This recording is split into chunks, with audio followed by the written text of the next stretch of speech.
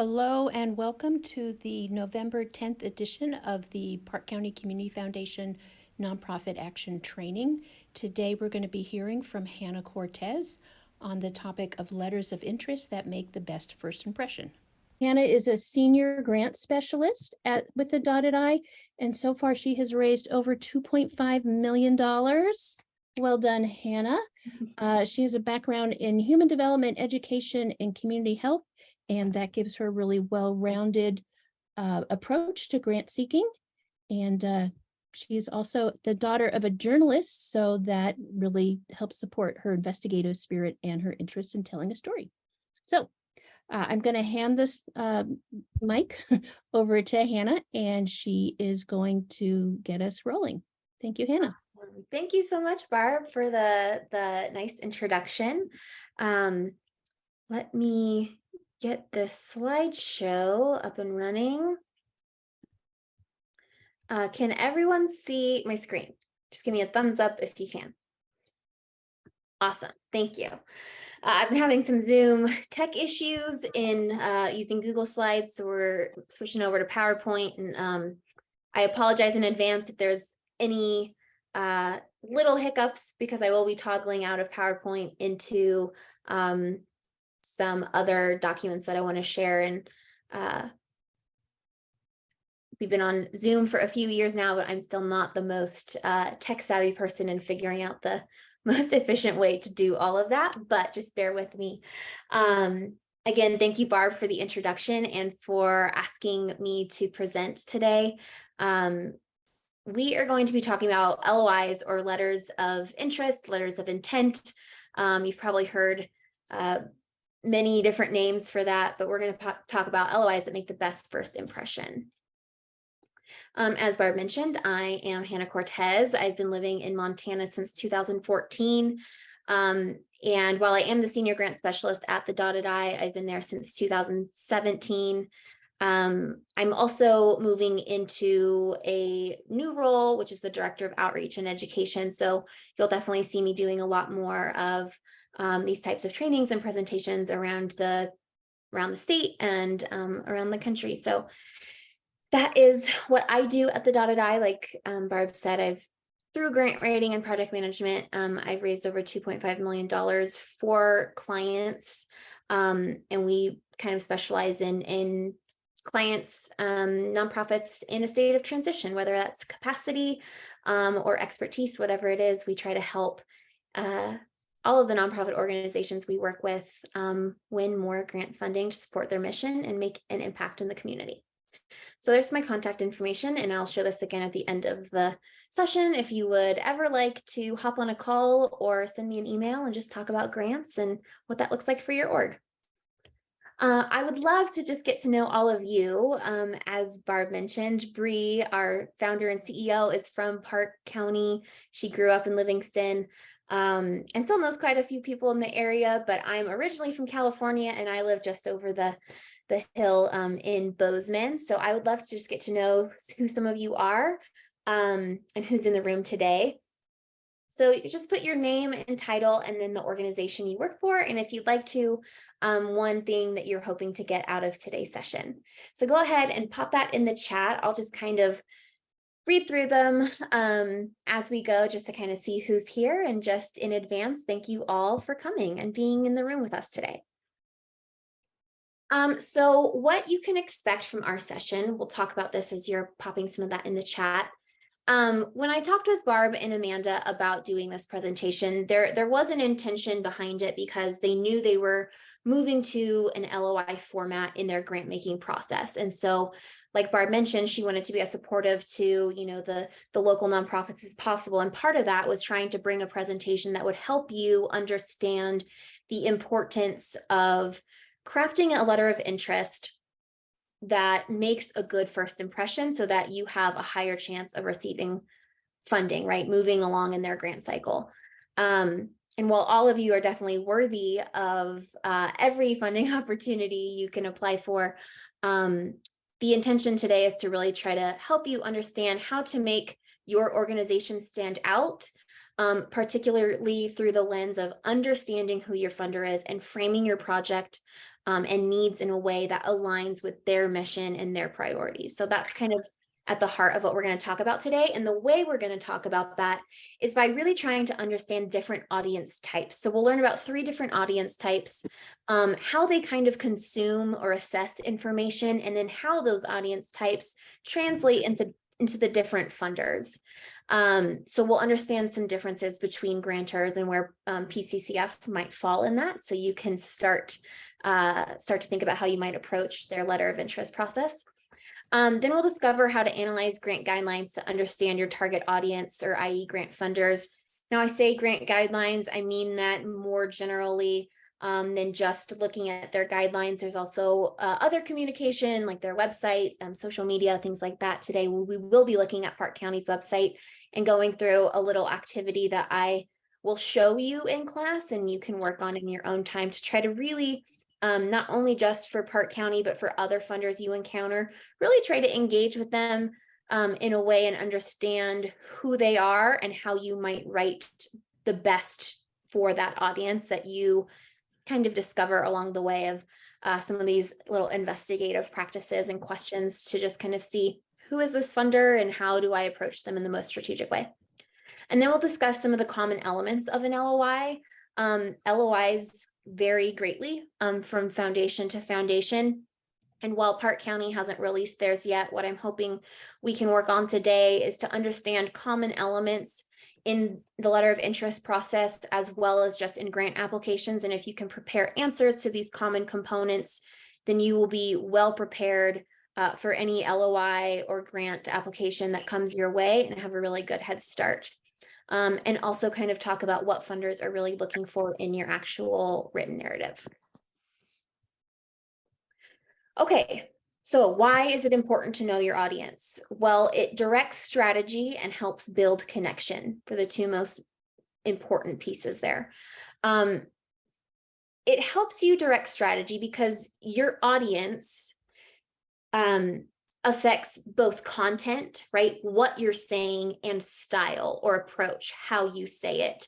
So the more you know about a funder, within reason, we understand that foundations have boards, peer review boards, committees that look at grants and letters of interest and things like that. You can try to get your best guess of who they are as a reader,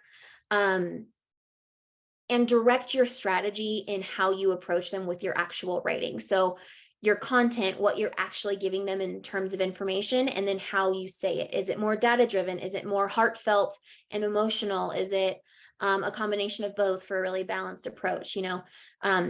Knowing that and at least having a better insight into who you're speaking to, even if it's your best judgment, will give you better direction in approaching them with your grant request. It'll make it more personal in the end. And knowing that can influence your planning and writing decisions. So it might be helpful to know who you're writing to so that you know what type of messaging they might want to hear, how you say that. And then in your planning and writing process, you can figure out, okay, how do I actually approach this in a way that works well with my capacity? Is someone more suited for this type of writing than me? Do we need to collaborate on this? All of those different things can help kind of influence your strategy and how you approach the actual writing and submission process of the letter of interest or grant application that you're working on. And then knowing your audience really helps to build that connection, right? Like with anything, whether you're sending an email, a text message, posting something on social media, we do this kind of subconsciously, right? We think about who we're speaking to, and it may be a quick thing, but when I'm texting my mom, I know I'm writing a certain way versus when I'm texting my best friend, right? Our approach or style might be different. But the way you build connection is knowing what that relationship is and who you're speaking to, so that you can, again, have a specific strategy in approaching them, but making it more personalized to what they need in order to feel seen, understood, like you've done everything you can to make sure that they've been valued in this process, right? So building connection is really asking yourself, what is your audience looking for? What is your reader looking for? Now, again, this can be hard to judge sometimes. in the grant process, because it may not be what's listed on the website or all of the people that are listed on the website actually reading your proposal, but it gives you a good or a better sense of what the foundation or organization might prioritize in terms of consuming information or data they need to analyze. And you can start to assess that and then build a connection so that they feel like, oh, they're speaking directly to me. I feel very, compelled by this organization because it feels very personal, right? It has that human interaction. And then your content should provide useful and beneficial information. So when you better understand who you're writing to, you can provide better information to either help them make decisions, to inform, to entertain, whatever the intent is, because you know who your audience is and what they might be looking for in your writing, then you can provide the most useful and beneficial information that will make them either feel a certain way or give them the information they need, and be a meaningful piece of information. And you can let your personality show. I think in building connection, right, especially with grantors, we forget that sometimes there's humans on the other end of the computer, right? And I think it's so easy to remember when we're working directly with individual donors or even business partners, other organizations, there's that human transaction element, and we know we're speaking to other humans. And while we know at the end of the day, there's humans behind the grant, curtain, sometimes because a lot of it is being written through the computer, we forget that it's very personal, and there's still that relational element of grant making. And it doesn't always have to be this stuffy, technical, scientific or data-driven writing. Sometimes we can have, the personality of you, the organization, or who the writer is, trying to connect to the personalities or the interests of your reader. So I think knowing your audience not only allows you to have more specific strategy and provide more beneficial content, but honestly, I think it makes the writing process more fun when you kind of think of who you're writing to rather than just a generic person at the end of a computer. So the more you know about your audience, in this case, grant funder, and understand their needs, the easier it will be to meet those needs. So not talking about the needs of your community, although those may come into play, but really understanding what their needs are from an evaluation standpoint, right? What do they need from me to make the best decision possible about the project and our funding needs? The more you know about what they're looking for, what their priorities are, and what they need from you in terms of content and information, the easier it's going to be for you to meet those needs accordingly.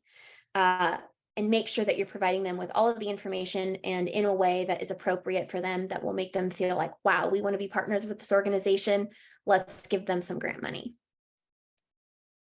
So there are three main audience types. There's your layman or general audience. There's what we call managerial audience.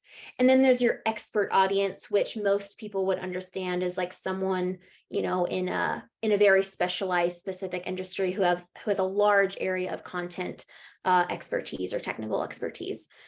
So your layman or your general audience, for the most part, right, has no special or expert knowledge of your content, right? Of the, let's say, the problem you're trying to solve, the community problem. There's no high level knowledge of what's going on there. Usually, your layman audience connects more to human interest pieces than very technical or data-driven messaging. They really like we'll call it the warm fuzzies, right? Generally speaking, your layman audience is, because they don't have this like expert level knowledge of what you're doing, they just look at it more from this human interest capacity, are going to be more compelled by emotional appeals, or those more qualitative data points, things like that. Not to say that data can't persuade or call to action the lay audience, but generally speaking, they're more driven by those human interest pieces. Typically speaking, when you have this type of audience reading your work, they need more background information, more context, more details, more definitions clearly defined, because again, they don't have that expert or existing knowledge of the work that you're doing or the issue you're trying to solve. So generally, this lay audience needs more context, more clarity around what it is that you're doing, more clearly defined definitions of the work that you're doing, of the people you're serving, etc. And then sometimes what can be really helpful for this type of audience is more graphics or visuals, right? Is there a chart that shows comparative, analysis? Are there pictures you can include in your report or in your letter of interest? Some funders will allow you to attach those types of materials. If not, then obviously that's not the direction you can or want to go if they explicitly say you can't. But if that is an option, sometimes these types of audience respond well to those visuals because it gives them more context, right? That background information or that human connection that they tend to gravitate towards too. Then there's your managerial audience. This is kind of in the middle of layman and expert. They may or may not have more knowledge than the lay audience. Typically, if it's a corporation or an organization or institution that has been working in a particular sector for a long time, like conservation or social justice, or maybe their company values really closely aligns with something like that, like education or environmental, stewardship. Whatever their values as a company or an institution might be, if they've been doing it for a while and really value specific causes, they might have more existing knowledge because they're more invested in a specific issue than your lay audience. So they may not be expert level. They might still need some more context and clarity, but not quite as much as your lay or general audience. What's different about this is rather than the human interest component that the layman audience is drawn to, your managerial audience usually needs information to make a decision. They don't want information necessarily to feel an emotional response, which it's okay if you build that. But typically what their intent is to consume information so that they can make a decision, so that they have enough context and enough information to respond either, yes, we're going to give you the grant, no, we're not, or whatever type of reader, this audience happens to be in. They want to be called to action. They need to make a decision. And then for this audience, they're more interested in highlighting that background information and details, but they less so as the lay audience, again, wants more of that qualitative kind of human interest component. They want your highlighted facts to be more around statistics and data points, background information, again, that's going to help them make a decision rather than feel something so that they can reach a conclusion about whatever it is that they're being called to do. And then your expert audience, again, these are content experts. So you might think of this as, if you were writing to a peer-reviewed journal of like scientists or highly skilled, people at the Museum of the Rockies who are paleontologists or archaeologists who have a very, very specific and content-driven lens of a specific topic, right? This could be doctors in working in a medical nonprofit or, something like that. So your expert audience generally has all of the necessary background and information about your topic because they're content experts. So if I were writing for like the National Institute of Health, while you never want to assume that your audience knows everything, there's some levels, right? When you, like if I was approaching a journal or grants from an institution like that, because there's this high level of expertise in the health field or in a medical field, I would feel less inclined to give as much detail about what it was we are doing because they typically have a lot of background information on your specific topic. Generally speaking, when you approach these expert type audiences, they want to see a very specific style of writing. Usually it's more technical. or the vocabulary is more rooted in jargon or industry specific language. Because again, you're kind of appealing to the sense of, you already know what I'm talking about, so we're going to use industry terms in this type of writing. They want that high level of technical industry specific language. Oftentimes this expert writing audience wants more formal, writing formats, whether it's, you need to submit specific document citations or use APA or MLA formatting. There may be certain requirements that they want and are more interested in the details of your actual writing and the structure and format of your writing, rather than I shouldn't say the content. The content is still very important, but it's a little more technical in nature. So that audience is more of that high level content experts. So how does this relate to the different types of foundations you might approach? Generally speaking, the different foundations or granting agencies are segmented into private or family foundations. I would also include like a community foundation in here. A community foundation might fall just between your private and corporate foundations because they tend to have a little more content expertise. But again, I would probably put your community foundations in with your private and family foundation category. There's your corporate foundations, which are, grant-making agencies usually tied to a specific corporation or business. And then there's your state and federal agencies.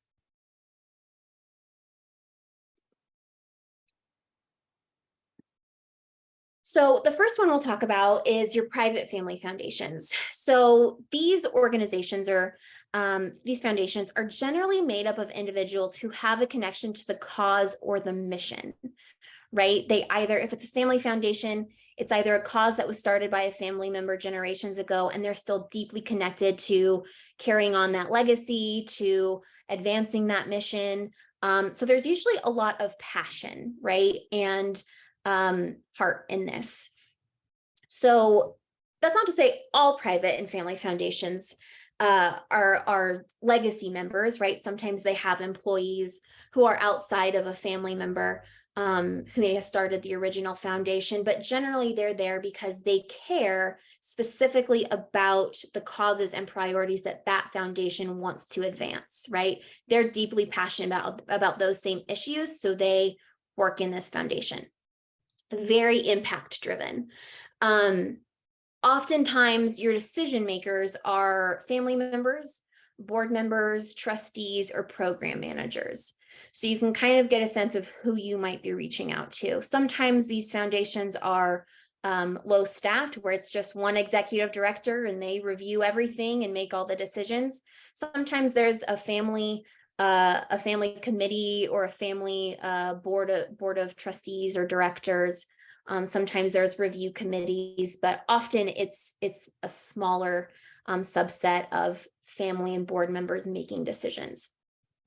Most often, your private and family foundations, even though they do carry forward a specific cause or list of priorities, yes, they may have been doing it for generations and they probably have some level of understanding of the issue, but because it may not always be those family members, it could be outside employees coming to work for that foundation. The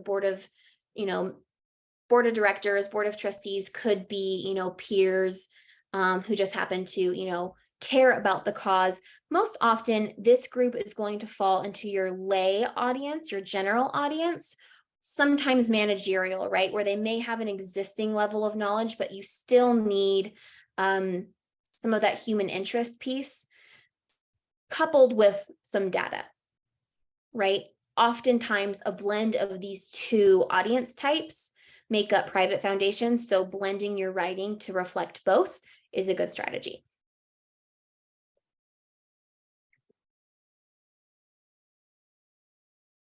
Come on.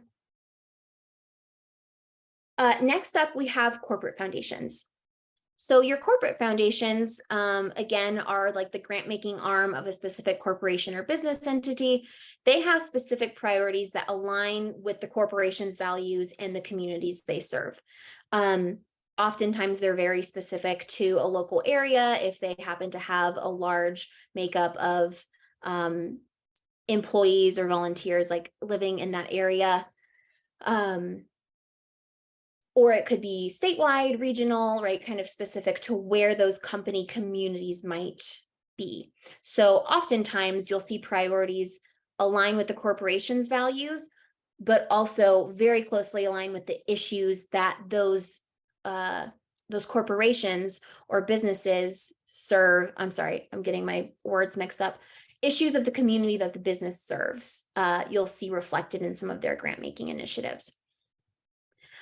They are also impact driven, but less, I shouldn't say less concerned.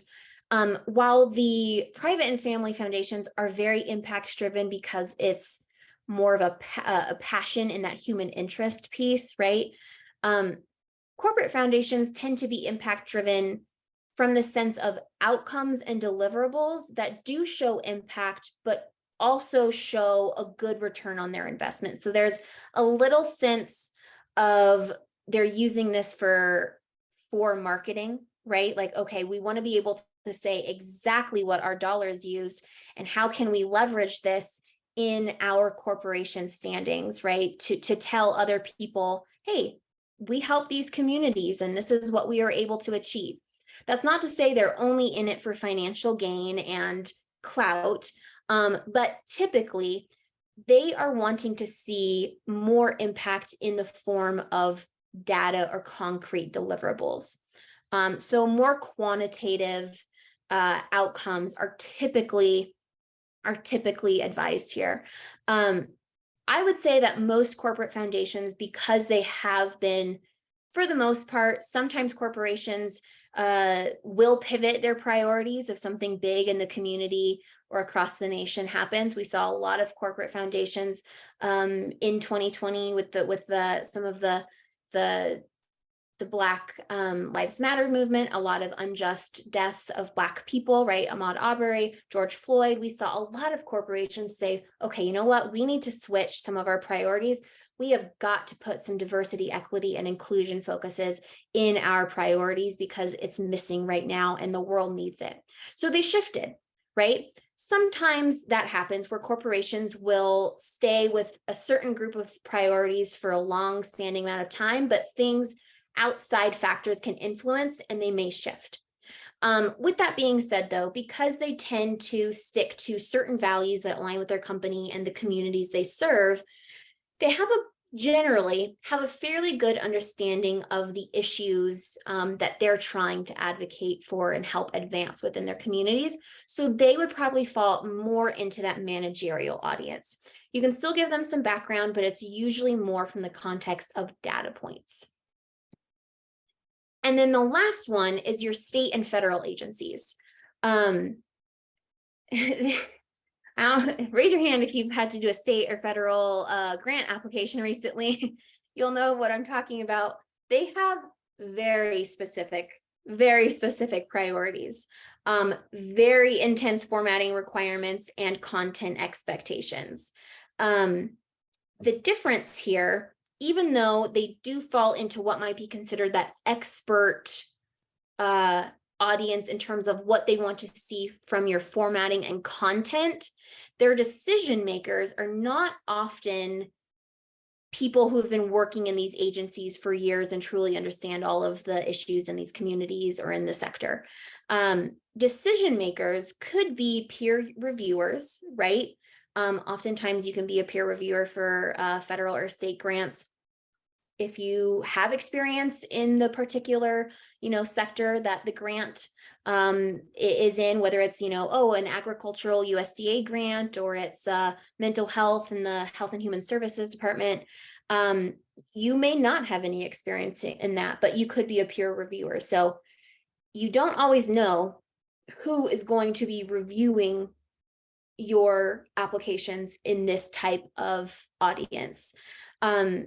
Sometimes your peer reviewers are just that, they're peers who have no outside contacts. Sometimes your peer review board does have experts on it. Sometimes program managers are involved, right?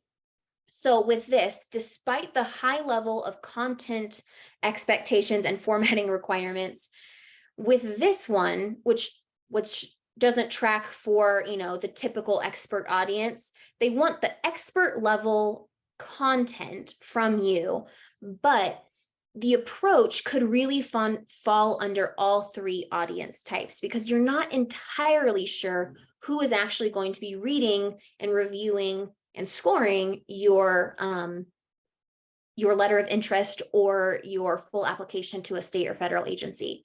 So the approach here might be to blend all three, have a little bit of that lay understanding, right? Give the basic background information, make things clear, but that they don't want a ton of fluff. So you're going to kind of give them more data and answer the question quickly, concisely to their formatting requirements, and try to blend the three different audience types.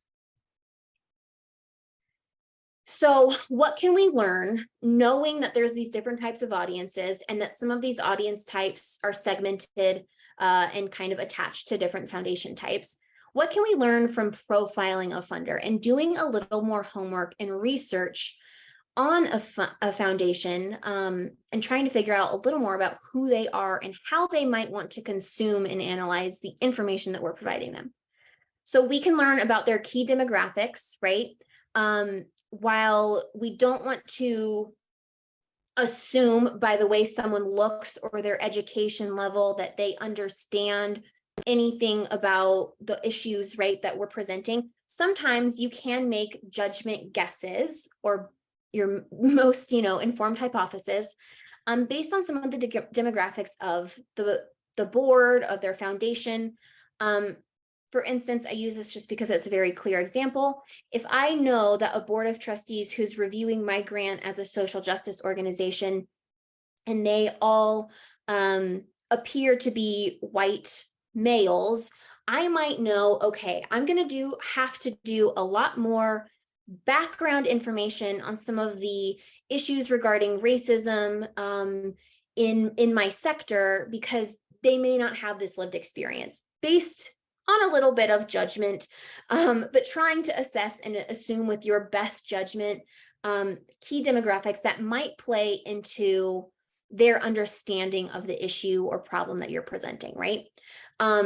You can try to gauge the existing knowledge of the community problem by looking up their website, who have they previously funded, what are their priority areas, right? Is this an issue that they've been championing for 30 years? They probably have a fair level of knowledge and history around the community problem if it's something they've been doing for a long time. So you can try to gauge and look for clues to figure out, what do they know about this already? How can I present them information in a way that's valuable? What they value, again, so that's in terms of like what their priorities are. What do they value in terms of issue areas? What are they really looking to advance? And how do you align with that? And then what do they need from you, right? That's actually looking at their content requirements or their evaluation requirements in the actual letter of interest or the grant application that you're submitting. What information are they asking from you? What do they need? And not just looking at the questions they're asking, but the intent behind them. Are they trying to understand what urgent need you're trying to meet in the community? Are they trying to understand, more about the community or target population you're serving? Are they trying to understand how you align with them? Are they trying to understand why your solution is the best way forward, or why you're unique in what you're doing? What is it that they're asking you, but that they really need to understand, right? What do they need from you? And how do we find this, right? We can say, okay, great, I can look for all of these things, but where do I find that information without just calling up and asking like, hey, what do you need from me? There's no right or wrong way to gather information on your target audience. But here are a few ways we suggest maybe digging for clues. One of which is maybe trying to have a phone conversation, right? Be like, hey, I'm trying to learn as much as I can about this organization. That's what program officers and managers are for, is to say, what does the board typically look for in grant applications? We feel we align very closely in XYZ areas. Can you tell me anything about their evaluation process or what they might like to see in grant applications? So sometimes emailing or setting up a phone call with the program officer is a great way to try to evaluate your target audience. One other way, or other ways you can do that, is by looking at their grant guidelines and their application questions. You can often look for specific language or words that might indicate they're more drawn to human interest type appeals, or if they're more data driven. Again, you can look at their overall website to assess language priority areas and see kind of what it is that they're looking for. You can try to pick up on keywords or tone, again, through language or specific phrases that they use in a guideline or on their website.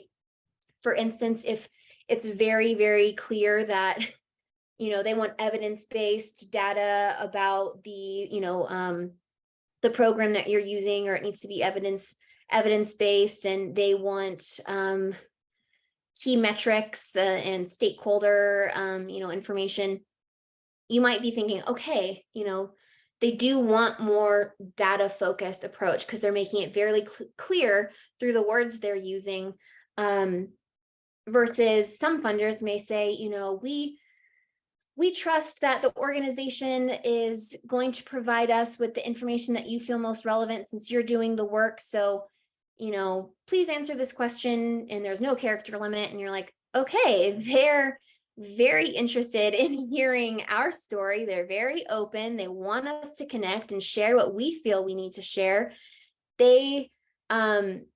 They may or may not be a part of the lay or managerial audience, but you can tell, okay, this approach feels more trusting, more open. They want us to explain in however many characters we want what it is that we're doing and the need. So you can kind of get a sense from the way that funders present information in their guidelines, on their website, through their language, on their social media, what kind of information they might want from you, or what kind of audience you might need to appeal to. You can also look at their 990s. So if you go to the IRS website, you can do a search for foundations 990s. Sometimes that's a great way to get a sense of their language. Oftentimes what you can see there, though, is who they've previously funded, if they don't have that listed on a website, or maybe they don't have a website at all. You can try to look through their 990s and get a sense of who are they funding, what types of organizations are these? Are they very technical, scientific, or data-driven, like big scale projects? Are they more human service, more human interest pieces? You can try to get a sense of who they funded and what, obviously, priorities are important to them, but maybe what type of content they want. Or even if there's people on that list that you could say, hey, Barb, I saw that, Park County Community Foundation funded you last year. I'd be really interested to just talk. I think we are really well aligned with their giving priorities. And I'd love to just pick your brain about how their application process worked. And if you felt, what information they needed, what they prioritized. I'd be more than grateful if we could sit down and talk about that, right? So sometimes that's a good way to just find, I know some of these people that they have funded that I can actually ask about the experience. So that ties into asking your friends, right? You can find that information on 90s, or if you just happen to know some of your peers have previously applied to foundations that you're interested in applying to, ask them if you can have a conversation about it, how that experience went and what that foundation might have been looking for. And then you can also try to gather information from program managers or officers, again, like I said, by calling or emailing and just saying, hey, my name's Hannah. I'm calling on behalf of Park County Community Foundation. We're really interested in applying for your open grant cycle. We feel we align closely in XYZ ways. And I just wanted to, try to make our approach as strategic as possible would you mind if we had a call, a 15-minute call in the near future to discuss what your board often looks for in grant applications? If there's any insight you can give me, I'd be really appreciative, right? Sometimes that conversation might be on the phone, it might be in an email, but you can try to get those program managers who often are very good advocates and know their board very well, what they might be looking for. And obviously that doesn't guarantee you're going to get a yes, but it could give you helpful insights in developing your letter of interest. Okay, so I'm going to show you an activity that I've put together. It's a funder scavenger hunt. I'll try to show it to you in person, but I'd love for you to be able to utilize this after the session today and see whether you use it on Park County Community Foundation or other grantors you might be approaching. It's a great way to just more intentionally think about what you're looking for from a funder on their website or through their guidelines, and it has some kind of guiding questions. There's no right or wrong answers, just know that. It's all based on your perception and understanding, right? While we try not to assume or make judgments about people or foundations, sometimes all we can do is make a well-educated guess about how they might interact with our content or messaging, right? And then this example I'm going to use is Park County. I assume all of you on here are interested in applying for Park County's grant and doing their LOI process at some point. So I hope this is helpful for most of you on here. Okay, and again, apologize for the kind of a little bumbling of the. Oh, that was smoother than I thought. Yay. Okay, so can everyone still see my screen? Give me a thumbs up. Hannah, we can see your screen, but it's the PowerPoint. Oh, with the main slide and then the slides on the side. Okay. This has happened to me before. I think I have to stop sharing and reshare. I don't know why Zoom does that. It doesn't like you to go from like one platform to another. So give me a sec. Let me pull up my screen. I saw it perfectly, so I thought we were doing great. Give me 1 second. I'll share the screen. Okay, can you see the funder scavenger hunt now? Okay, Yes. perfect. I'm getting some thumbs up. Okay, so this is the funder scavenger hunt. And it's essentially a way to work through and assess or analyze foundations to try to get a sense of who it is that you're talking to. So one thing you can do, right? It starts with what type of foundation it is that you're profiling, so you can get a sense of where they might fall in that audience type, right? What type of foundation are you profiling? Is it a private family foundation or community foundation? Is it a corporate foundation, maybe a federal or state agency? Who are you approaching? And then what it prompts you to do is find 3 words or phrases that indicate a strong mission alignment between your organization or the program, right? And the funder. How does your mission or your program align with their priorities? And this wants you to find 3 words or phrases that indicate that strong alignment. Now, you may not be able to find exactly 3. It's just trying to make you look and think critically about all of the information that's presented to you. But if there's 1 or 2 very strong indicators that say, oh, we're doing conservation work, or we prioritize conservation work in Park County, and you're like, well, we do conservation work in Park County, that's pretty strong mission alignment. At least you know that that's a priority they focus on. You could go deeper and go, okay, well, what type of work, right? Is our project something that they're actually interested in funded, and try to find some more keyword indicators that show, yes, our work and our actual program, the implementation of it, does align with what they're trying to do in the community.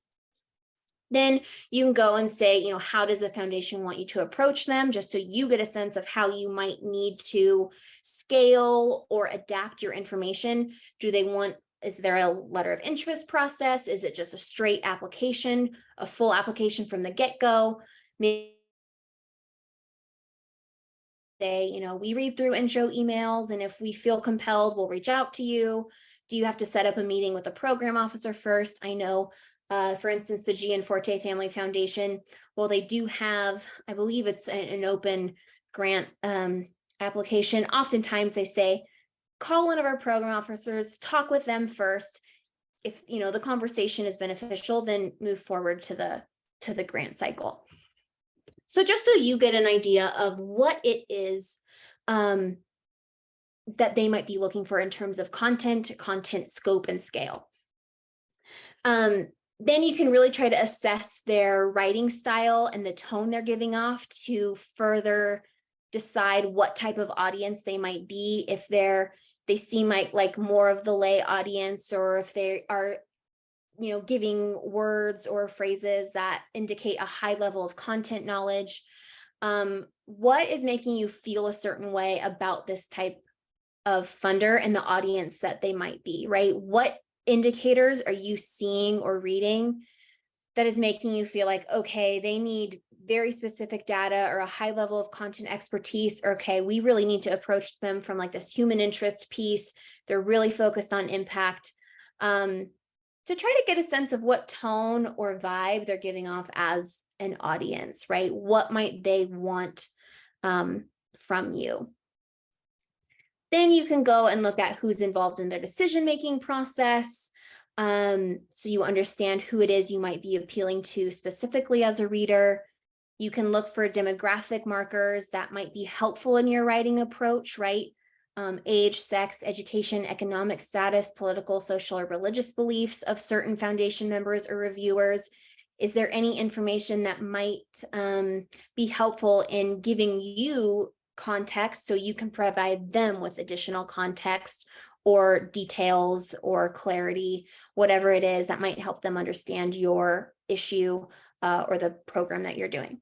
So working through these questions, it just gives you kind of a guided approach to try to better understand who it is that you're approaching, who you're actually writing to. And then there's other things to consider down here that, again, kind of prompt those questions on that alignment fit. Like, what are the main concerns and problems the foundation wishes to solve? What are their issue areas, right? What are their main priorities, and how do you align with that? How do you frame your project or program in a way that says, these are your concerns and problems, we're addressing those concerns and problems through this program? You know, you would be interested in what we're doing because it exactly aligns with what you're concerned about in our community. What are their expectations of the writing? Again, this is looking at like formatting, fonts or character counts, content-based expectations. What is it that they're looking for? Will they need any statistical information or personal stories or anecdotes to be convinced of your position, right? What type of evidence do they need? And then what level of information do they have about the subject you're writing about? So you can break this down by trying to assess, what do they already know about the subject? Again, some of this is just your best guess from your investigative prowess. What do they need to know from you? Without a doubt, it would be detrimental if they did not know X, Y, and Z about your program. Why do they need to know that? What is it about? You know, if that's their issue area, you absolutely have to share that. And then how can you help them understand this subject matter better if they aren't a content level expert, right? If maybe they don't have that background information, what do you need to do, or how can you help them better understand your program, your need, the urgency in your community, you know, better understand the issues your target population is experiencing, etc. So while I would love to give you all time to work through this in person live, what I'm going to do is just kind of give you a little example of how you might use this in practice. And then you all can take this after our session today and go profile funders to your heart's content. Hannah, I just want to say we are working to get it converted to a PDF so we can upload it. And then we also have the Word doc, which we'll send to participants as soon as we wrap up here. Okay, perfect. Thank you. For now, everyone can just continue to kind of stare at my screen. So we're going to hop over. And again, pardon me, I hope nobody gets motion sickness. We're going to be toggling back and forth for a minute. First of all, we're going to look at Park County Community Foundation's website to kind of answer at least these first 3 questions, just to get an idea of how to utilize this, right? So what type of foundation is the organization you're profiling? Well, we know we're interested in Park County. Well, it says right there in the title, it's Park County Community Foundation. So we know right off the bat, this is a community foundation. Now, if you weren't familiar exactly with maybe what the community foundation's areas of focus are, or what the community foundation really does in the community, this would be a good time to like educate yourself about what it is that they really do and what place they hold in the community. So then we can move on to question 2. Find 3 words or phrases that indicate a strong mission alignment between your organization and or your program and the funder that you're approaching. So we can see, right, we're on their apply for a grant page. I know one thing, right? I'm located in Livingston, Montana. So I know I'm in Park County. And right here at the top, we see, okay, Park County Community Foundation awards annual grants to nonprofit entities serving people living or working in Park County. Great, that really aligns with the work that I'm doing in this community. So that could be something we list that says, okay, they fund, primarily entities that are doing work for Park County. We align with that. I might put that as one of my kind of keywords or phrases. I continue to read on, right? I see that we're a qualified 501c3. Yes, we're located and have programming in Park County. Great. I've already kind of identified that as an alignment area. And then I see here that their programming focuses on the community. I'm sorry, that I, the applicant, need to have programming that focuses on the community issues identified in the We Will visioning process. And I think, okay, I don't know what that We Will visioning process is. So I'm going to click on it, and I've already done that. And then I can look and go, okay, there's a lot more information here on what their priority areas are. So I can continue to read, about this We Will initiative, and that the programming needs to align with these pillars, or at least, one of the pillars. So I can read through and go, okay, we will continually strive to improve the well-being of our residents. We support development of diverse and viable economic opportunities. And let's say I do something with housing insecurity, right? I might say, okay, support development of diverse and viable economic opportunities. Oh, here, we support good solutions that address affordability for all who choose to live and work here. Maybe my program is really addressing housing affordability. So I might think, okay, great, good solutions that address affordability, specifically housing and affordability. I'm going to put that as a keyword that indicates our alignment. We will embrace and nurture our sense of community. Now, of course, you can click on these additional links to find more language, more information on exactly what these pillars mean and how it aligns with your program. This is just kind of a general overview, but I may see, okay, embrace and nurture our sense of community. We're doing a lot to try to, improve community engagement around housing affordability, try to get people, connected in rural communities. So maybe we align with both 3 and 4. And we look at these, additional documents and say, yes, we found, there's a lot of alignment with this funder. I would list in here, I would list in question 2, the different words or phrases, whether it's rural communities, housing affordability, work in Park County, etc., on what it is that really aligns my program with the funder's mission and their priority areas, so that when I go to craft that letter of interest, I know that I'm going to frame my narrative through this lens, right? I want to reflect that language back to them and show them, hey, I'm highlighting these areas specifically because this is where we align exactly on these issues. So that's one way you can kind of utilize this. You can continue to read and say, how does the foundation want you to approach them? While it's not currently listed on this website, we know that it will be soon. And Barb informed us already that they were moving to a letter of interest process. So we could put here that we know the first step is going to be a letter of interest. And then you could continue looking at their website or additional materials to try to answer some of these other questions and be thinking about how you could frame your project narrative to really fit and wow this funder that shows, hey, these are the issues you're focused on. These are the issues we're focused on too. And this is where we think we'd have a really strong partnership because we align in these ways. Okay, I think I have to stop share again. Any questions before I move on to this next phase? Hannah, I just want to let you know, we just sent every week. Thank you to Zoom. We could actually not figure out how to do it as a attachment in the chat box. So we sent everyone an email with it. Perfect. Thank you. That document should be in everyone's email. Awesome. Okay. Any questions so far about content that we've covered or anything like that?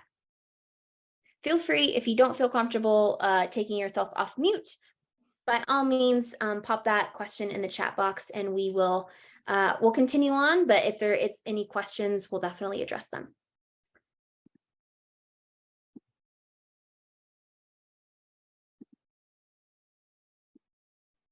Not seeing anything in the chat box, Hannah. Okay, perfect. Okay, so how does all of this information and this investigation, right, make you a better writer? It allows you to gauge how much information to convey, right? So if you know what type of audience they are, what type of information they might be looking for or content they're looking for, what their motivation is in consuming that content. And then additionally figuring out, well, is it a letter of interest? Is it an introduction email? Is it a full application? That's going to allow you to figure out, okay, what and how much information should I convey or can I convey in a 1 to 2 page letter of interest or within just a couple of questions if there's character limits, right? You can start to think about the actual kind of scale of information. You can also determine what kind of details and at what level to include in your writing. While we generally always say, you know, it's probably best practice to write from a fairly middle school reading level, we usually say around 7th or 8th grade. Oftentimes you can gain valuable insights by looking at a website. And again, while we don't want to assume who our readers are, we can make an educated guess that they may be able to handle a higher level of writing, right? And depending on what audience type they are, they might require or expect a higher level of writing. It helps you, knowing all of this helps you identify what concepts you should highlight or emphasize based on their priorities and audience type. So again, this is where it really comes back to that narrative where you have a much clearer picture of what points to highlight in your program activities, in your needs statement, in your, you know, program overview or organizational overview, based on how you align with the funder and how you or your project might help advance their mission or their focus areas. And really highlighting those so that you frame your project in a way that is very appealing and compelling to your reader and the foundation who might be reading that.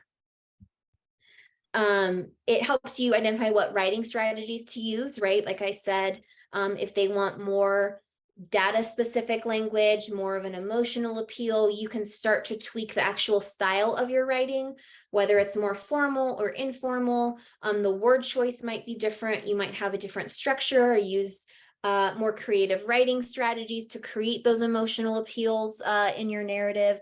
You might use more data to add impact and a sense of weight or more concreteness for a reader who needs more of those, you know, concrete deliverables. But it starts to influence not only what you write, what you emphasize, but how you write it and the strategies or techniques that you use to make the writing stand out and make it compelling and enjoyable for the reader. It also helps you understand how to organize your information based on what they need to know from you, right? So if they really want to know what the impact is that you're going to achieve in the community, or they want to, maybe they're more budget focused and they want to know how funds are going to be used. If it is, let's say, a written letter of interest where it's a 1 to 2 page document, you might organize some of those higher priority things first so that they see them right away. Because we all know, we all do it. We scan information, right? So if you know they have a high priority that they're evaluating, maybe you put that closer to the top so they read it first, right? So that can help you understand, like, what do they need to know and how do I arrange it in a way that really makes the most impact? And then knowing this type of information also makes you more prepared and allows you to develop a plan of action before you ever sit down to write your application or your letter of interest. Knowing this information already gives you that strategy and at least that sense of, okay, now I know how I should approach this. So when you do sit down to write that letter of interest or that full grant application, you already have a direction, which may help, decrease writer's block, or, you want to tackle specific questions first. So maybe the process is more efficient because you already have that kind of sense of direction that you need to move forward with your writing. So that being said, we're going to move on to talk a little bit more about common elements of the letter of interest. So knowing your audience can help you craft a letter of interest that makes the best first impression because you're tailoring it specifically to the reader that you have in mind, right? And you're going to write to them from a more personal lens with the information that they want to consume and need to consume to either be called to action or make a decision. So your letter of interest or grant application is going to make a really impactful first impression if you write with your audience in mind. So LOIs, right, are often seen as the first date of grant making. And the ways you can make a good first impression on a date, right, is know your funder.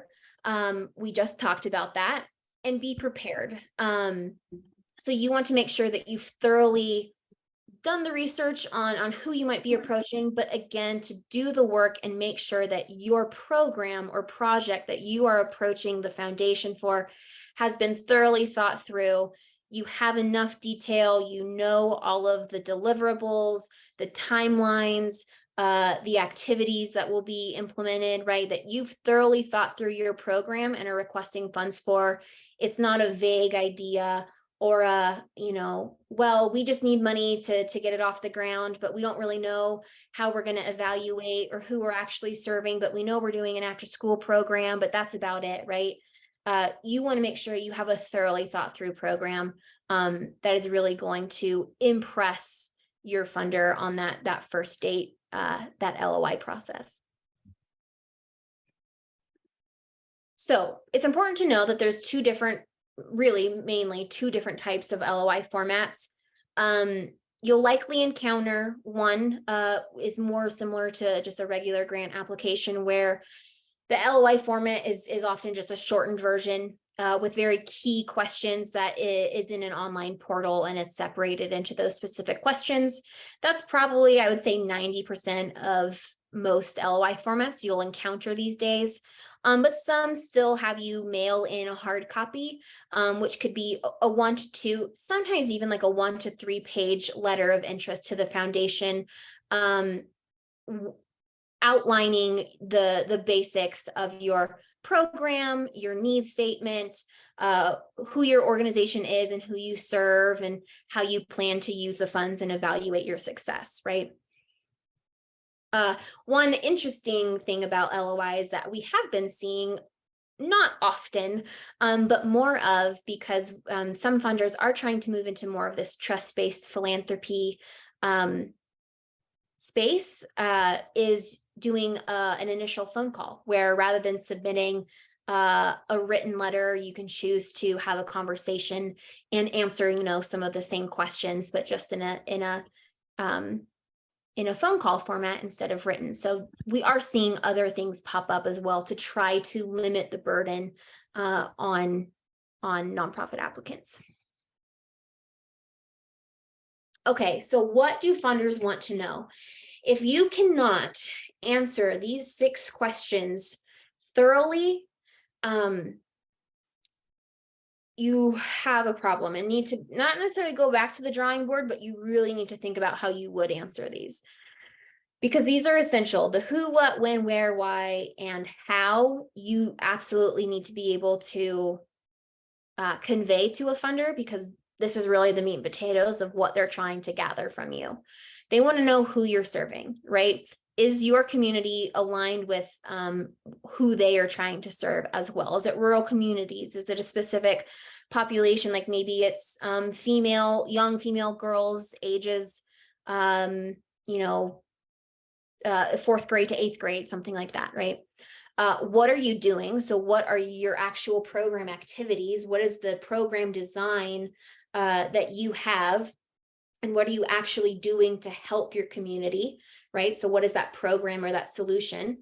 When is it taking place? This is a big one that we see people miss, is really fully understanding the timeline of events, not just when your program takes place, but truly understanding the milestones and benchmarks that need to happen in your program throughout the program's lifespan to get to your projected outcomes, right? If you know you want to be doing a certain thing, what needs to happen throughout the life of your program to get you there? And when is that taking place?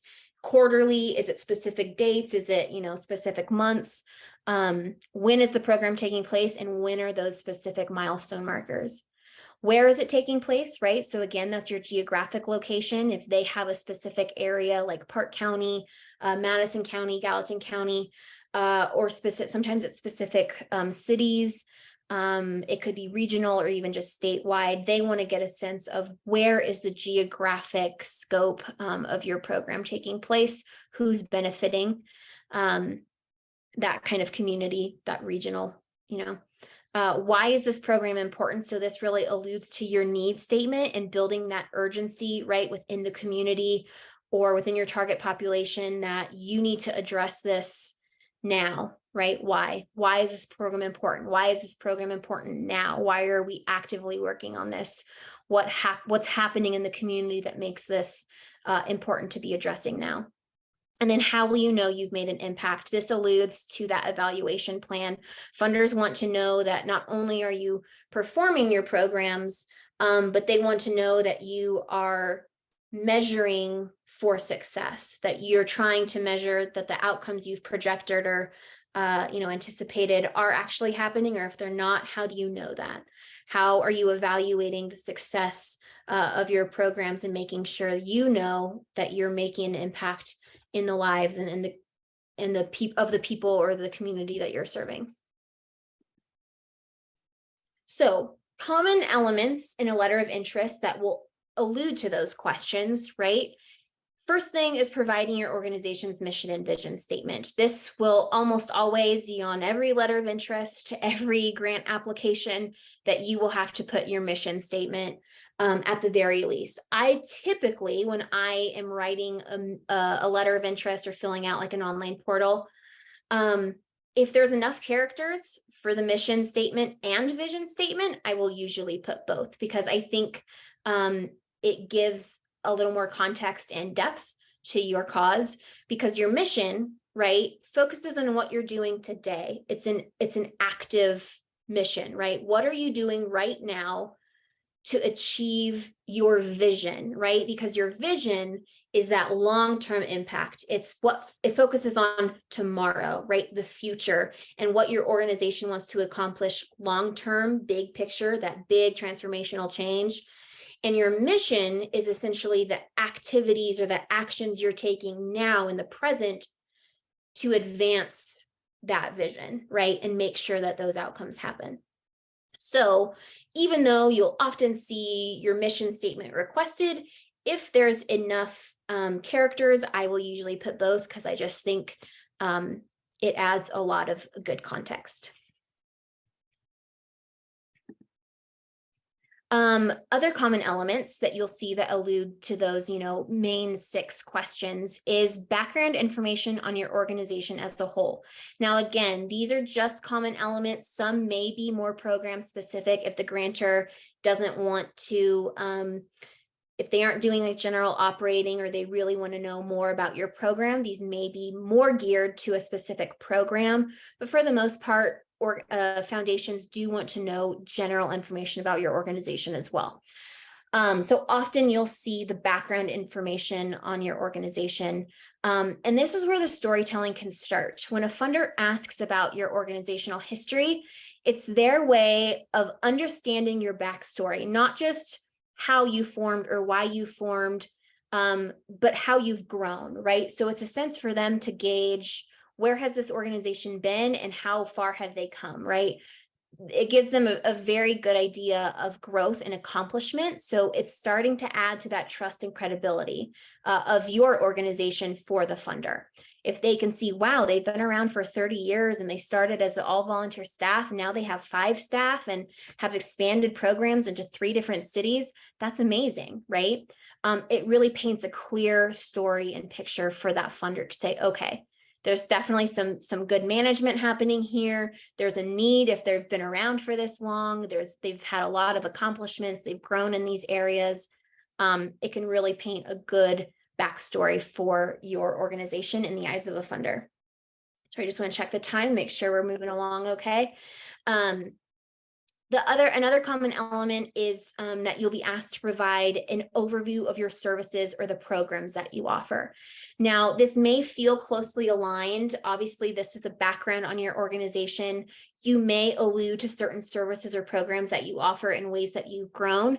This is an opportunity to be a little more specific in those services or programs that you provide. And this is where you can really start to show that alignment, right? Because your programs and services are the vehicle that advance your mission, and it's going to be the vehicle that helps advance theirs as well. So this is where you can start reflecting back that language to them, reflecting back their priority areas, and how they connect or how your programs and services advance those areas or those goals of theirs, right? You can start to explain what you do here in further context than just your background information, but also start to make those connections to the actual funder's priorities.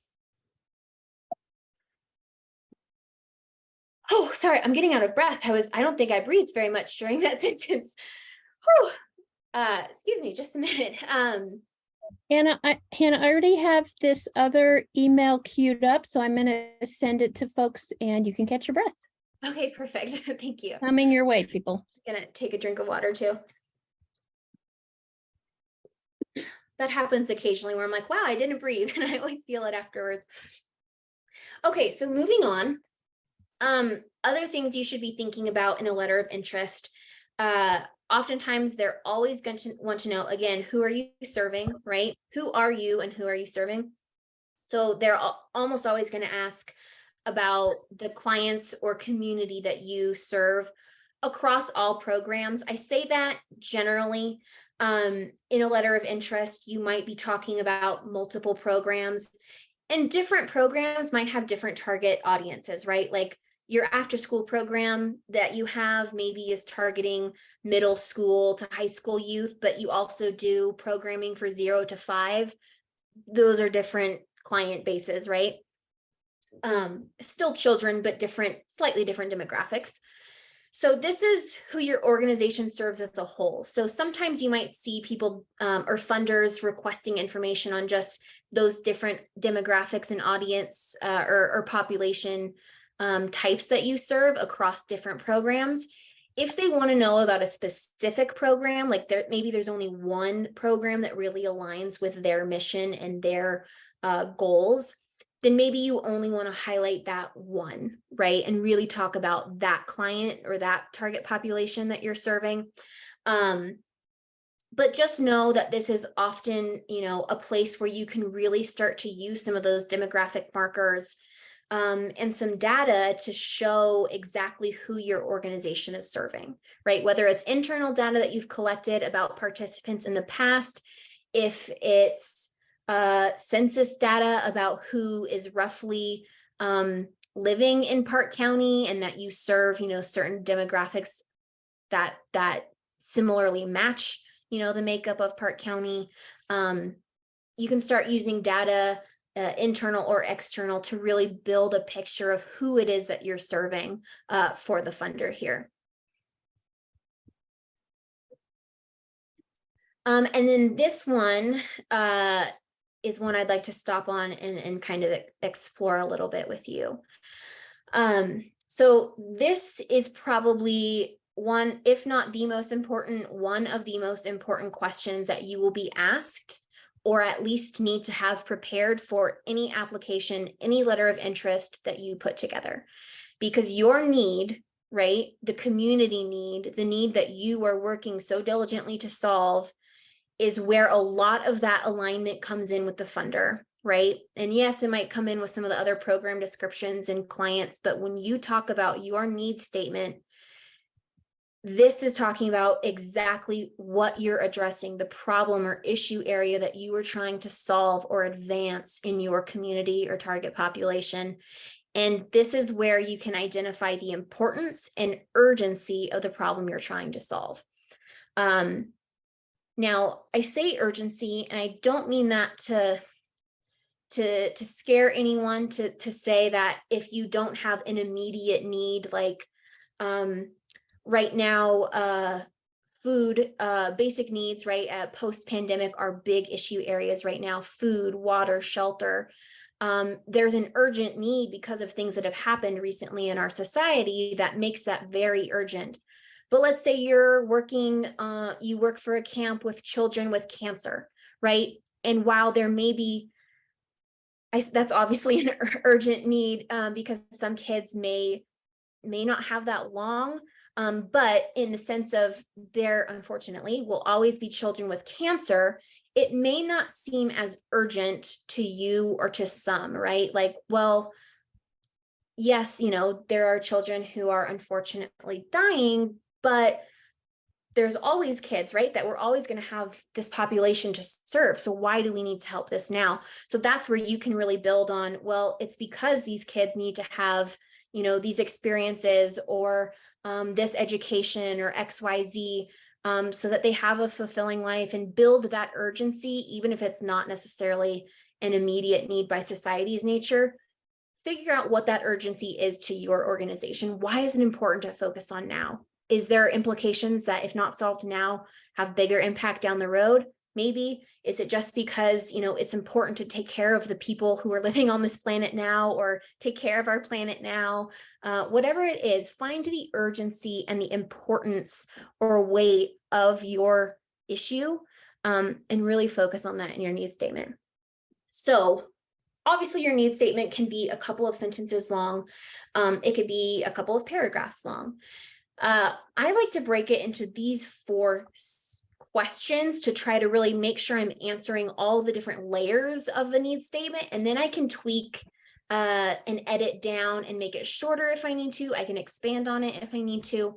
But these are the 4 main issue areas that you should be looking at addressing in any letter of interest, in any grant application, because it's going to, again, show that alignment with the funder, show the urgency and importance, and really help to create that impact of what you're doing and why it's important for the funder, in partnership with you, to give you funding to help solve this issue. So first is the description of the problem, right? What, just generally speaking, describe the problem. What is it that you're trying to solve? Is it hunger? Is it addiction? Is it homelessness, right? It can be kind of general, obviously with some level of detail, but in the sense of just thinking about that, it's just a description of the problem. Then you need to recognize the problem and why. Why is it a problem? Not only why is it a problem in your community, why maybe is it a problem in Park County or in a specific population that you're serving, right? Maybe you're finding that for whatever reason, there's a high suicide rate in 11 to 13-year-olds, right? Why? What is going on in the community or in their lives or in whatever context, what's happening to make this a problem? Like, why is this problem exist, right? So diving into that. Then this is a big one, implications if the problem isn't solved. So you've defined the problem, you've explained why it's a problem and given context to the issue. Now, what happens, right? Why care? What will happen to your community or target population if this need or issue goes unmet? If you closed your eyes and ignored everything and nobody was doing anything to solve the problem, what happens to your community? What happens to those kids? What happens to the planet? What happens to, whoever it is that you're trying to help? If you don't solve this, what happens? Are there other organizations doing similar work? Are you the only one? Is there so much need that that organization can't do it all? Why is it important to solve? And then to tack on to that, why is your organization the one to solve the problem? What makes your approach unique? Do you have special methodology or program designs that approach an issue differently than other organizations? Again, maybe there's such a pervasive need in the mental health field that, there's already 3 different organizations tackling it from different lenses, but it's so pervasive that we need additional support in these areas or in those same areas because there's just so much demand that we need to exist to help build the capacity, right? And just fill the need in our community. Or again, maybe there's a unique approach that you're taking, or maybe there's nobody doing the work that you're doing. You're the only one or the first one, right? Just really trying to emphasize what it is that makes your approach unique. And then what qualifications do you have? And I don't mean qualifications necessarily in the sense of education. Qualifications in what have you done in your community, or what experience do you have with these target populations? How have you learned from them? What gives you and your organization the expertise to be working with this issue or a certain population, whether it is studied knowledge or if it's learned knowledge, right? Because you've been working with these populations for a while. Man, 90 minutes goes fast, guys. It's okay. We're almost at the end. But though this is a big question, if you take nothing else away from today, I want you to look at this slide, answer these 4 questions when you get home, and you will have a way better advantage than some of the other organizations out there, because you'll have thought of your needs statement from all of these different angles and have a very well-rounded, well thought out and articulated needs statement that really packs a punch in the eyes of a funder. Okay, I was going to have us kind of work through a little bit of that. But again, 90 minutes goes so fast. So I will have you work on that yourselves because you are all capable human beings. What are funders looking for in your writing? To put it simply, details, right? Depending on the audience type, they want some type of detail. Now, what you want to avoid is either being too direct. And again, this is where knowing your audience and who exactly you're writing to will be very helpful in how you approach this. Some people can be too direct, very blunt, so to speak, and not use enough detail, right? Where maybe you've answered the question, but like, what else, right? Is there any context? Maybe the funder's like, oh, okay, that's great. They answered the question, but I don't know anything else now. And then there's some of us, myself very much included, who sometimes use too much detail. I love words, and sometimes I use too many of them. So we don't want to, I see some other hands like, yeah, me too. So sometimes we can use too much detail where we complicate our message. And a way to combat this is to start with bullet points every single time. I will go through my letter of interest. I will look at what they're asking me, and I will answer everything in bullet points and try not to use like verbs or adjectives. And I'm like, this is it, right? This is what we're doing. Okay, so maybe a couple verbs if it's an action item. But I always start with bullet points so that I know that I have to expand on those key points specifically And then I turn those into fairly simple sentences. From there, I can look at those sentences and say, have I answered the question in a generic format? Yes. No. Okay. Figure out which one.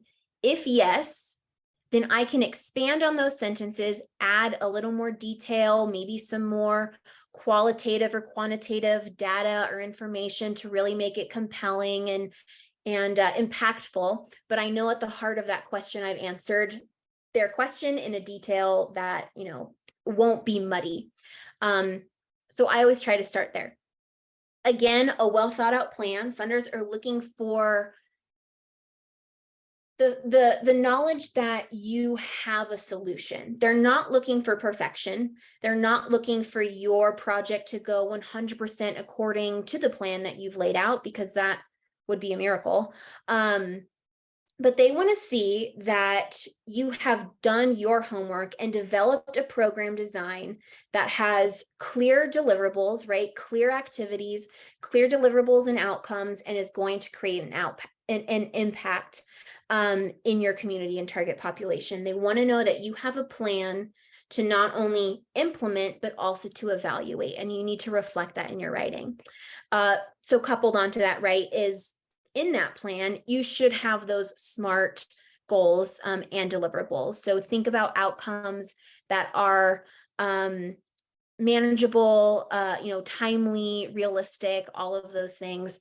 And then have very concrete outcomes that you are trying to achieve. I see we're a little over time. I'm just going to finish up these last few things and then we'll wrap up. If anyone needs to go, I will not be offended if you hop off.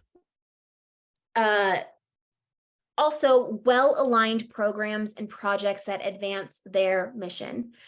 Funders are not in this game to tell people no because they get joy out of it. I'm sure if they could, they would fund every worthy mission that came across their table, because there's amazing work happening in our communities across all sectors. But sometimes funders just don't prioritize that because they would probably be bankrupt, right? So what they're looking for is for well-aligned programs that advance their mission, their goals, the change that they're trying to help create in communities through the vehicle of funding, and you're trying to create change through the vehicle of your programming, right? So you need to have and make sure that there is a well-aligned approach there on both ends, that they are advancing what you want to be advancing as well. And then how are you reflecting that in your language? How are you framing your project in a way that makes them go, yeah, that's something we want to fund. So again, that's where you can reflect that language back, really dig for those keyword indicators, and how can you reflect that back to them and then build on those principles to really make them see that your project is well aligned for their work. Language, right, is big. Language needs to be clear, concise, and compelling. Again, too many words. Sometimes things sound beautiful in my head and I don't want to edit it out, but it's just making things muddy and then I have to delete it at the last minute. So think about using, again, that bullet point method so that you get language that is very clear. You've answered the question directly. It's concise in the sense that it's within their word limits. And then you're not being too breathy or wordy, and that it's compelling in the sense that you are talking about that mission alignment and really hitting home the potential impact and outcomes that your program will produce. So that might be through qualitative anecdotes, testimonials, quotes, or it could be through data like, population demographics or survey results, right? Percentages of growth in learned knowledge or behavior changes, right? Whatever that looks like, whether it's qualitative or quantitative, add that into your language so that things are clear, concise, and compelling. And also, again, depending on your audience type, you will want to avoid industry jargon. If it's a lay or managerial audience, dial down the industry specific language. Unless that is a content component that is expected of you, then by all means leave it in. But just make sure that you're reflecting some of their language back to them. And then provide data and evidence that support your claims. Don't say you're going to do something or that you're providing some type of activity or program that is going to produce X results without being able to back up and use either data or evidence that you have previously collected or found in some type of survey or data database, right, that supports your claims and supports the goals and actual results of your program. So don't make false claims, and just make sure that you have the data and that history to back up everything that you're saying. Okay, we did it, guys. A little over time, but we did it. We made it. We're here on a Thursday before a holiday. So congrats to all of you for making it through 90 minutes. I appreciate all of you for being here. Again, I understand if anyone has to go, but are there any questions about anything that we've covered today? Talking about audience types, other components that you might find in a letter of interest, or ways to make your organization stand out. Any clarifying comments I can make or questions I can answer? I'm happy to answer a few. I just wanted to say thank you. I thought you did an excellent job. And there were a lot of really great specifics that you gave us that I think we'll be able to use. So thank you. Awesome. Thank you so much. I'm so glad it was helpful. That means a lot to hear. Yeah. I have a couple questions in the chat line, or a question in the chat line, which I can address more about our process than your training. Wendy Weaver is wondering how much time we expect each organization to spend putting together the LOI and the actual grant. So what we have designed thus far, it's mostly checkboxes and data points, right? Like, what's your organizational mission statement? What's the name of your program? What communities in Park County are you serving? How many people are you going to serve? So we're trying to make all of that very streamlined. And then we are looking at a couple paragraphs each for you to tell us what is the need that your project is going to address. And then secondly, what are the overall goals of your project? And we're trying to be really specific about asking for goals rather than project plans, because if you're someone like myself who tends to get very detail oriented about things, I can spend a lot of time building out the project and the timeline. And that is obviously a great thing to do when your project gets funded or when you're applying for full funding, but it's that's the type of really intensive work that we're trying to save folks from having to do for the letter of intent. Thanks, Wendy, Barb, and thanks, Hannah, Yeah. too. Yeah, and I guess maybe that's super helpful. I'm also wondering how much time you anticipate if you are successful with the LOI, just like time-wise. We're trying to be really conscious about how we apply for different grants, knowing even a 20-hour effort from our staff costs our organization probably $2,000. And so if it's under 20 hours, we can gauge that. If it's going to require, 40 to 50 hours, we're getting up into the $3,000 or $4,000 cost to our organization just to apply. So I'm just trying to understand if you've thought through or know what type of time effort is going to be required for the full application as well. Yeah, that is such a great question. We have not done a time study ourselves. I may end up asking folks to do that informally on their own so we can get kind of an average. I do want to say, as I think all of you know, the Community Foundation is both a philanthropic organization and a nonprofit ourselves, and we also apply for fundraising. And I don't know if you can see my little crunch shoulders.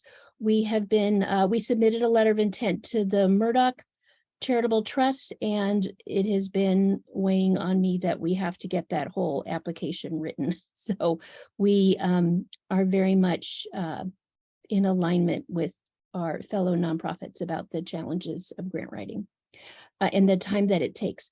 One of the things that we are also considering for the 2023 grant cycle is to fund fewer programs, but with larger amounts. And as we're looking at the letters of intent, that is definitely something we're going to be thinking about. Is if we're going to, if there's a program that is a close enough fit to our funding priorities that we're going to ask them to make the time to write a long, to complete a longer grant process, that we want to be thinking that if they get funded, they're going to get a more significant chunk of funds. Last year, we had a couple grants that were $1,500. We had maybe 7 grants that were 3,000 and under. And even a relatively short grant application is hard to justify that time for that amount of money. So we're really trying to shift that. And one thing you can also do, I'm not quite sure who asked the question. I know, Wendy, it was you in the chat, but I'm not sure if someone else hopped on. Just quickly, is with the email that Barb just sent with that common elements of a letter of interest, I always say if you can prep, right, your answers and kind of have these common questions that might be asked repetitively on letters of interest or in grant applications. If you prep that before you ever have a deadline, right, and really have the time to sit and think through as you go into different LOI processes or grant applications, you're going to already have that language developed, written, so that it will take you significantly less time to either tweak and edit those answers that you already have, or use those answers and then add a couple other responses for questions that maybe you hadn't prepared for. So another thing you can do to kind of try to prep is look at commonly requested information on LOIs or grant applications and have a day where you sit down and respond to them in a less stressful environment than when you have a deadline looming, and really prepare them beforehand. And then you can kind of copy, paste, and tweak and edit, and it really significantly cuts down your actual writing time.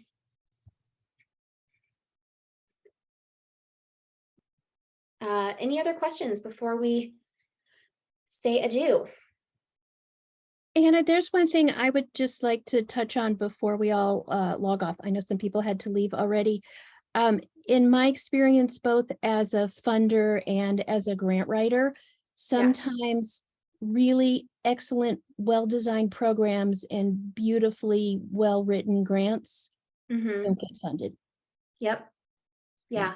And I always, I think it's important to know that you can have the best prepared letter of interest or grant application, and they're just maybe organizations who have a more compelling need. I always love to tell this story of, I'm not sure if any of you are familiar with Mary Peterson, who lives in Gallatin County. She was the executive director of Eagle Mount. She's a little bit of a nonprofit rock star around here. She used to work for a foundation, and when they were reviewing grant applications, they would copy them and print them out for the reviewers on different colored paper. And for whatever reason, I don't remember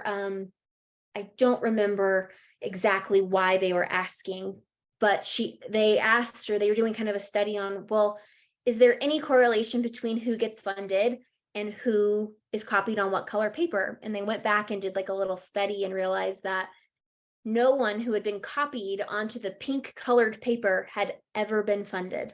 For whatever reason, whether it was their program plan or the color was somehow jarring to people and like weren't connecting. She always likes to say that sometimes you just get copied on pink, right? Sometimes you can have a great application and you don't know what happens in those foundation rooms that make them not choose you, right? Even if you have a well thought out program. So just remember, grants are a long game. Sometimes it takes a couple of tries, as well as no grant is a waste of time, I think, right? Let's say you didn't get a grant award, you still put in the time to develop those responses. Now you have an existing grant for that, that foundation that you can reuse and tweak and edit. So any grant that you work on continues to become part of your grant system and make that process more efficient to give you more content, more practice. Every grant you work on will be beneficial whether you get the grant or not. And it's important to remember that in your mindset so that you don't feel like you've ever wasted time. All grants are important, even if they're just for learning purposes. So remember that going in, and that there are funders out there who will fund you and there are those who won't, but just be happy with the work that you're doing, and it's all part of the game. Yeah. Just to reassure people, we do use an online platform. We're not copying onto colored paper. So Yes. that's a good anecdote, but it's not going to apply in this Yes, case. won't apply, but sometimes, yeah, you just never know what happens in those meetings, why people don't choose you. Well, in most cases, it's some version of, excuse me, we had this many applications in this much. So, yeah. Most often that's the case, unfortunately. Well, Hannah, thank you so much. As we can see on this slide, the dotted I is really open to discovery calls. They have all different kinds of services. If 90 minutes, and I know we've gone over, if this is really only whet your appetite for more training, they regularly do trainings, as Hannah mentioned, in-state, nationally. So lots of resources there. And then Hannah, I think there's your contact slide.